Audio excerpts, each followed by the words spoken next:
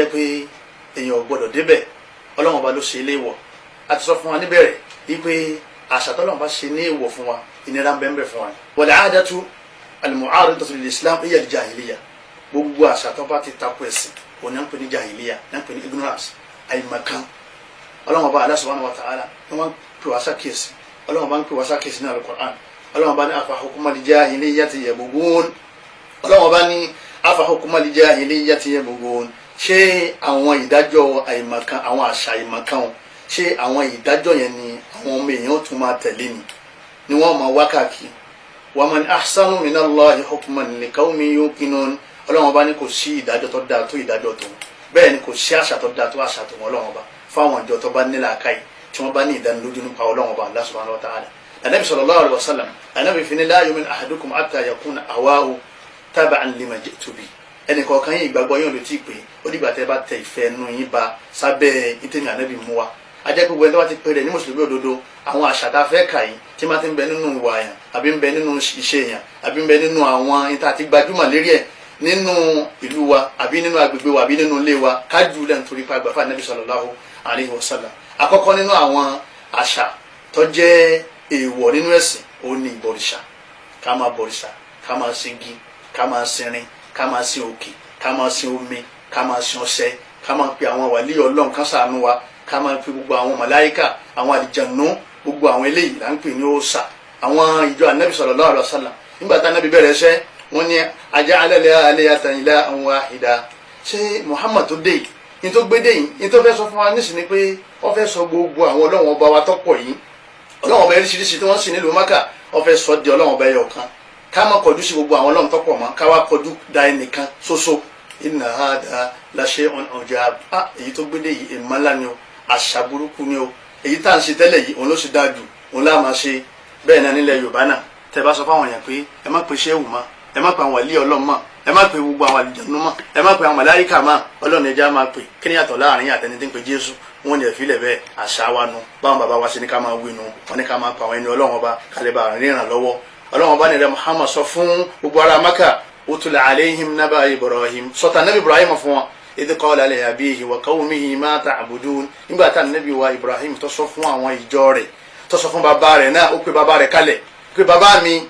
ẹ̀yin ìjọ mi ẹ̀yin èèyàn mi ẹ̀yin fámìlì mi ma ta'budun kí lẹ wá ń sìn yìí qalu na'budu asnama wọ́n ní òòṣà ni àwọn ère ni tí wọ́n lójú tí wọ́n lè rí náà tí wọ́n létí tí wọ́n lè gbọ́rọ̀ wọ́n lè kó omi abágbé wọn sí wa nadhallu laha akifi ìdí ẹ̀ làwọn máa ń pè sí òun là á sì máa ń bẹ̀ àwọn sì ní Ọlọ́run Ọba tiwa qalu wọ́n panupọ̀ wajadna aba'ana kadhalika yaf'alun bá ṣe bá àwọn bàbá wa tí wọ́n ń ṣe é nù òòṣà ni àṣà wa nù bí wọ́n ṣe máa ń ṣe mọ́ bí wá léèrè pé ṣé wọ́n ń gbọ́ àbí wọ́n rí wọ́n gbọ́ o wọ́n gbọ́ o wọ́n rí wọn ò rí o bá ṣe bá àwọn bàbá wa tí wọ́n ń ṣe é nù àṣà ni àkọ́kọ́ àṣà tọ́lọ́ ń ṣe léèwọ̀ lérí ilẹ̀ ìbọ̀rìṣà ni Ànábì ó dìídì sọ fún àwọn ará Mákà ni ó ní yá ayyuhal kafirun Ọlọ́run bá ní sọ fún pé kul yá ayyuhal kafirun sọ fún wọn pé ẹ̀yin kèfèrí la a'budu ma ta'budun èmi ò ní bá yín ṣe àṣà òṣà yín tẹ̀ ń bọ̀ láyéláyé ẹ̀yin náà sì ní ṣe tèmi èmi náà ní ṣe tí Ànábì declare Ànábì sàlàyé bẹ́ẹ̀ wípé àṣà ni òun ní bá wọn ṣe nílẹ̀ Yorùbá a máa wá pé àrùn ẹ̀sìn òpin a máa ń sọ̀rọ̀ ó lé kí ni jòrò òṣà ní jẹ́ bẹ́ẹ̀ ẹ̀sìn òpin a máa ń lọ fọ̀ ẹ̀sìn òpin ká máa ń lọ sẹ́ àfa kan nínú àwọn àfa tí wọ́n ń dà lóru nígbà olóde láìpẹ́ yìí ó ní gbogbo ẹ̀yin ènìyàn tẹ́ ń wò mí ó ní gbogbo òòṣà tí wọ́n bá ń bọ nínú ìdílé yín tí bá fi ń dá fún yín ẹ lọ lè béèrè o kẹsì máa bọ́ kó lè bá a dá fún yín torí eléyìí wọn kẹsìn Ọlọ́run Ọba Allah subhanahu wa ta'ala wọ́n sọ fún wa pé ní tóun kórìíra jù náà ní òòṣà gbogbo àfikọ́ àsorọ̀ pàró ìfúnpá ìgbàdí ọ̀fọ̀ gbẹ́rẹ́ gbogbo àwọn alálàáfà ni wọ́n bá wá bá wa sàmọ́tà ń kó fún wọn Al-Qur'ani ni wọ́n wá níta sọ fún wọn ni pé ẹ wá lọ́jà Agége ẹ wá lọ́jà Àbàdàn ẹ wá lọ́jà tuntun lọ́rin ẹ wá lọ lè ra àwọn èròjà wa ṣe èròjà ni ó ní Al-Qur'ani tasiru shakhsiyati fi wasat al-balad níbi aburú yìí dé tàbá sọ̀sàsọ̀sà tán táwọn kan bá tún kú láàrin wa á tún lọ lè mọ èrè wọn sáàrin ìlú káwọn èèyàn máa wò kọ́lọ̀ lè bá máa bínú Ànábì ní Ọlọ́run inna ashadda an-nas adaban inda Allahi yawm al-qiyamah al-musawwirun àwọn tí yọ jẹ jù inú àwọn tí yọ jẹ jù nígbà tó jọ al-qiyamah òun náà ni gbogbo àwọn èèyàn tí wọ́n bá ń ya ère àbí wọ́n mọ ère nínú àwọn tó jẹ́ àṣà burúkú al-ayadu shirikiya ní ká máa sọdún ọ̀sà,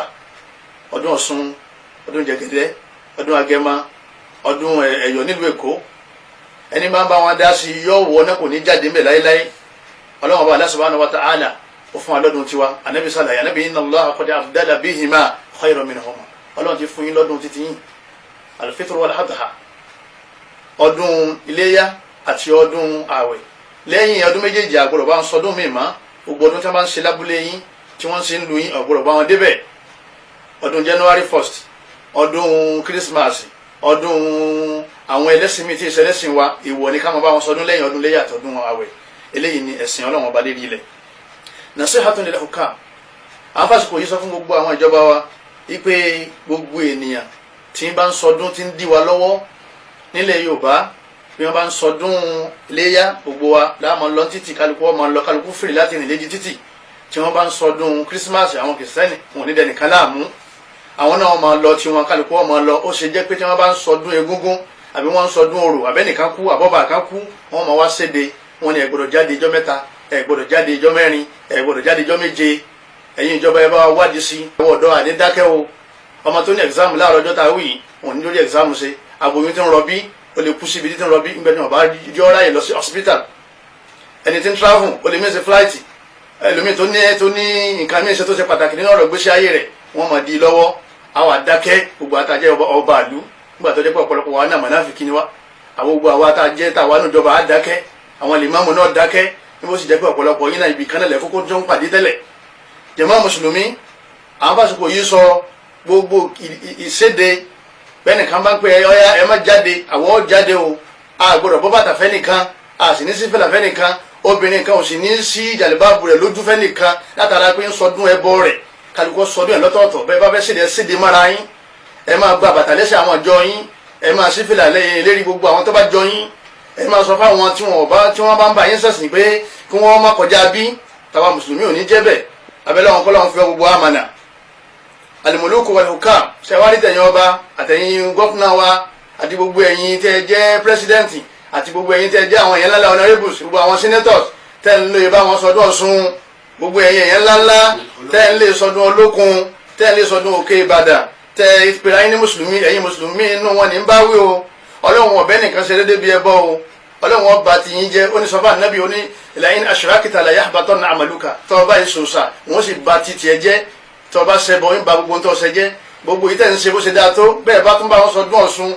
iná lè lọ ibà ti kú o. Ọlọ́run ọba lọ́sọ bẹ́ẹ̀ ní Al-Qur'an, tọ́lọ́ Ọlọ́run ọbẹ̀ nìkan fi ṣe déédéé bẹ́ẹ̀ ó ní ya ayyuhalladhina amanu taqullaha haqqa tuqati, ẹ bẹ̀rù Ọlọ́run ọba o, wala tamutunna illa wa antum muslimun, ẹ bẹ̀rù Ọlọ́run ọba bó ṣe kẹ́ bẹ̀rù ẹ gbọ́dọ̀ kú,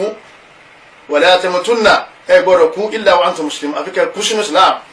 Nídìí bẹ́ẹ̀ kò sí tọkọ Ọlọ́run pẹ̀lú gbọ́ ọba kan níbo tíjọba ni wọ́n ní ọ̀sà gbọ́dọ̀ wá ṣe lẹ́yìn náà ni bọ́ba mọ̀ pé ọ̀ṣọ́ ṣàlẹ́yìn ọba ya ìbò wọn lọ́ba o, bọ́ba jọba tán pẹ̀lú ọ̀sà inú náà lọ́nà lè darí sí. Ọlọ́run bá lọ́sọ̀ bẹ́ẹ̀ ó ní inna Allaha la yaghfiru an yushraka bihi, òun ní sàforíjì fún gbẹ́ni ọba ṣe ẹbọ, wa yaghfiru ma duna dhalika liman yasha, pé ìbá ṣẹ̀ṣẹ̀ ní ọba òun Ọlọ́run ọba òun lè fẹ́ríjì. Wa man yushrik billah, gbogbo ẹni tó bá ṣe òṣà pẹ̀lú Ọlọ́run ọba faqad iftara ithman azima, ẹ̀ṣẹ̀ ńlá tó tóbi tí ò ṣírú ẹ̀ mọ́ òun náà ni ó ti dání. Jàmáà mùsùlùmí, nínú àwọn nǹkan tó jẹ́ àṣà òun náà ni as-sihru, ogun, shirkun akbar, ó wà nínú àwọn ẹbọ ńlá ni ogun. Ìbí àlìjànú ní sẹ́ni jẹ́ bẹ́ẹ̀, ogun ní ṣiṣẹ́ lára ọṣẹ, ogun ní ṣiṣẹ́ lára pàró. Gbogbo wa nílẹ̀ Yorùbá àṣà tó gbajúmọ̀ ni pé gbogbo tí máa ń ṣe wá ẹ̀já lọ́lẹ̀ lógun,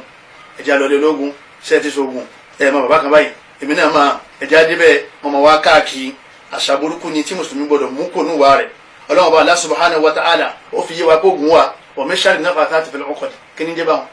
Ọlọ́run sọ fún Rasulu pé èrè ànábì fi mí wá sọ níbi aburú àwọn tí wọ́n máa ń tutọ́ sínú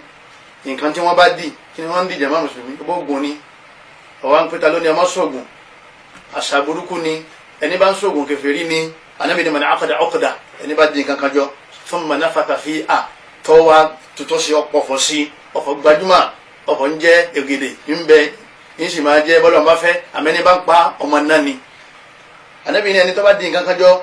tí wọ́n ń fẹ́ nǹkan kan sí faqad sahara, ó ti ń sọ̀gùn. wa man sahara, ẹni bá ń sọ̀gùn faqad ashraka, ó ti dẹlóòsà,